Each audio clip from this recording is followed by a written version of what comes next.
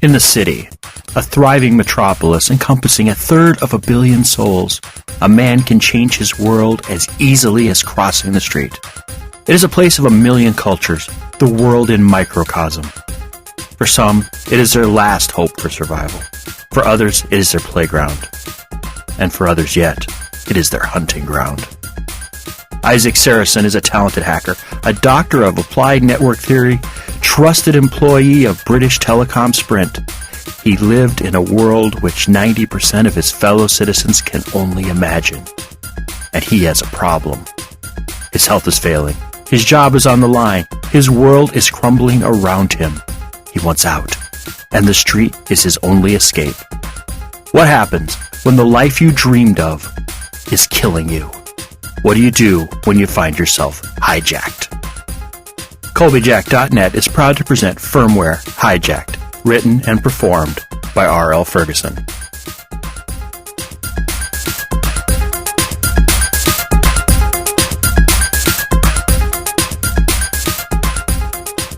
Firmware, Hijacked, Episode 15, 25. The oyster bed was incredible. A holographic clam, 3 stories tall above the entrance, opened and closed in a rhythm more biological than musical. Its mouth opened to the sky, revealing a pearl that changed color every time the jaws opened seductively. LED displays alternated between kanji characters, bold, short-stroked katakana, looping squiggles of hiragana, and English around the entrance. Scantily clad, classic female anime characters in the chibi style, oversized heads, eyes, and breasts danced up and over the 10 stories of the oyster bed's facade. Frankie, Ceci, Andre, Dimitri, and I went in. David took the limo around the corner. "Frownface going to join us?" Frankie asked as we presented our IDs to the Afro-Nipponese bouncer. Dimitri slapped 2 bills on the counter. 200 in singles. While he waited for his bundles, he looked over the main floor of the oyster bed. "Sergio's limo. Do you really need an explanation?" Ceci slapped down his ID. The bouncer looked at it, looked at Ceci, looked at the ID again. Ceci looked at the ID. "Give that back!" He pulled a different one from his wallet and handed it to the bouncer. "You know how it is. Sometimes you pick 'em up at work. You mean to give 'em back." The bouncer frowned. He stared at the ID. He let Ceci in. I slapped my ID down. I looked into the space to the right of the bouncer. A screen showed my ID. A light flashed green. I was in the strip club. I caught up with Dimitri in time to hear him ask, "You still taking kids' IDs? Thought we agreed not to play the I know where you live game anymore." "It's an old one! I swear I saw 24 cards when you took out your wallet." "You know how it is. Insurance cards, cash cards, ID cards, frequent buyer cards." Ceci trailed off. "I think I am in love." I looked across the club, through the strobe flare at a Nipponese waif making love to a pole on the center stage. "You need to set your standards higher." Ceci grabbed my head and faced me up. "You need to look higher." Looking up into the oyster bed was the only time I have experienced vertigo looking up. I forgot what Frankie said about multiple levels, or I interpreted it as floors. I never thought he meant that the dancers performed at multiple altitudes. The main floor is what you found in any strip club. 3 stages in a cloverleaf pattern with a handprint-covered pole in the center of each lobe. It was above the stage where things became different. Arrayed above us were 10 stories of dancers doing their thing while hanging from long ribbons, trapeze, high wires, or standing on transparent platforms. It was, as Frankie said before, a strip club crossed with a circus. Frankie was already chatting with the bartender, a scantily clad Nipponese girl dressed in lacy negligee that shifted colors and rhythmed with the J-pop booming out of the speakers. A row of tall shot glasses appeared. Tequila poured all around. Frankie demonstrated the use of salt and lemon for Dimitri and Andre. Shots slammed, high fives all around. Ceci ordered the next round. Beers this time. Whale Pole Ale was a nice choice. Frankie led us up the stairs. At the midway point, the 5th or 6th floor, Frankie found us a table at the edge of the open core. The music transitioned from one J-pop number to another. The Georgians didn't look happy with the music, but enjoyed the way the dancers moved. "This place would be perfect," began Ceci, "if they just didn't play this nip music." Frankie laughed. "So what you want? Some Georgian pop, maybe G classic rock, or let me see, Georgian fuzz grunge?" "Classic rock of any nationality would be better than this crap." "Then, gentlemen, you have come to the right club." Frankie reached to the center of the table and opened what I thought was the wine list. It was, but that is beside the point.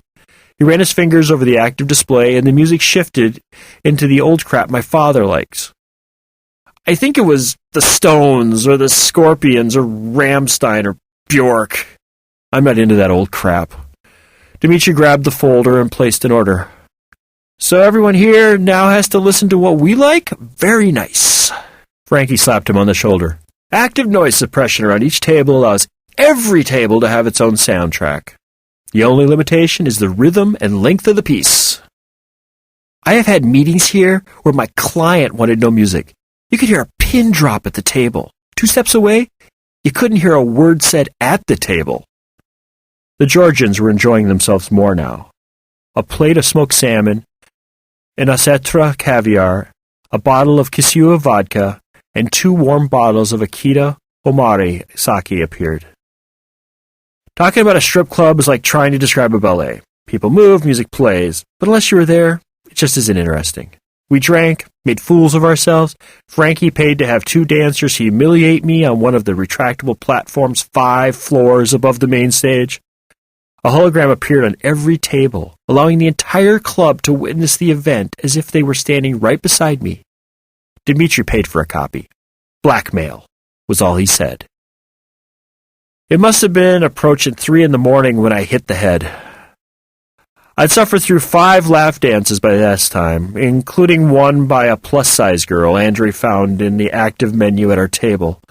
Andre kept yelling something about finding a woman of epic stature, a woman with arms like tree limbs, legs like tree stumps, a real Georgian woman for me. While it entertained Andre and Ceci to no end, the hefty girl lap dance compressed my bladder more than it excited me. As soon as she left, I grabbed the active menu and located the bathroom. I went alone. Dmitri and Frankie were working through the bale of ones. They placed them one by one in slots along the railing. They laughed maniacally as the dancers showed more and more imaginative ways to recover the bills from their perch along the railing. The bathroom was a work of art. Gold fixtures, Muromachi period paintings decorated the walls. The attendant was an old Hispanic Nipponese man in a gray kimono with a black jacket. Shamisen music twanged soothingly beneath a soft female voice. I stumbled into the slot before the first urinal. My head was against the wall. My hands occupied when the door opened behind me. A blast of J-pop broke the serenity of the room. I had a feeling a line was forming. I lifted my head and looked to the urinal slot next to me. It was unoccupied. I finished and turned. 4 beefy, nationality-neutral corporate businessmen in ballistic business suits stood in a semicircle watching me. "All yours," I said. I fumbled with the sink, made a mess on the counter, washed my hands. I reached toward the old Hispanic Nipponese attendant. He handed me a towel with a smile. The corporate men stood watching. I moved to the door. A corporate suit blocked me. "Excuse me." The suit before me spoke slowly, enunciated each word carefully, as if from a script. "Our mutual employer is offering you this final opportunity to return." I turned from suit to suit. "Were you the group from the bank? Man, did you get your asses kicked." "I don't think you understand. You will return with us. All will be forgiven on a conditional basis." "Oh, I understand. You say I have a choice. I don't." I tried to push the suit before me aside. "I decline to consider your offer. Have a nice day." I tried again. The suit in front of me grabbed my wrist.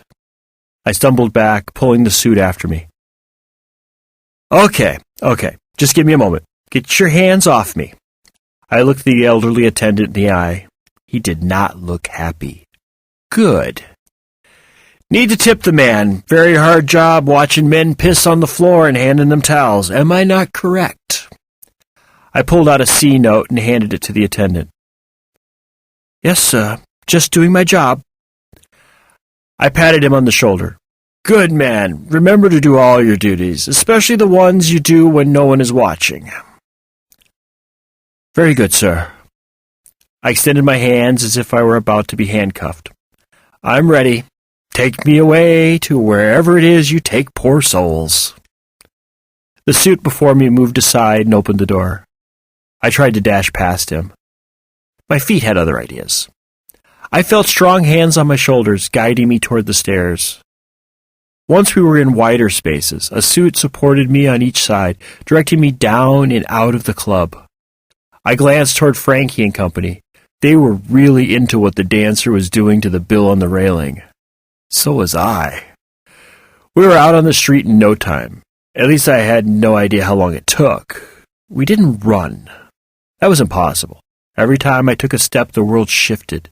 They steered me through the crowds, apologizing for my drunkenness, as if that excused their rudeness. I remember thinking the oyster bar was occupied by an exponential distribution, or was it a Poisson distribution? I think it was a Poisson distribution. It deals with integers, and people are integers. Don't know where that came from. Every level down from the 5th appeared to have twice the population of the floor above it. I laughed as I pictured a table of very private men hanging out on the 10th level, the dancer before them, their own private dancer. I hoped they tipped well. I noticed an increase in the presence of black-suited club security as we descended toward the main floor. Their numbers more than doubled as we descended toward the exit. I felt their eyes on me. They weren't happy about something. Good, I thought.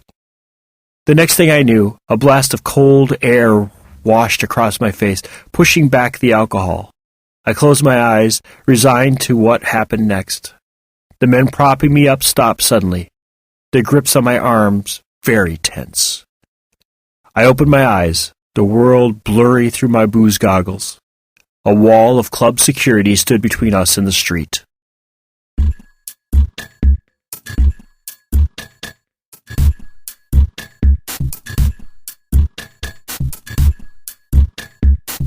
This work is released under Creative Commons Attribution, Non-Commercial, Share-alike license. Do what you want with it. Remix it, re-record it, transcribe it, share it. Just don't sell it or change the terms of the license. Your creation must be released under an Attribution, Non-Commercial, Share-alike license. Thank you for listening and have a nice day.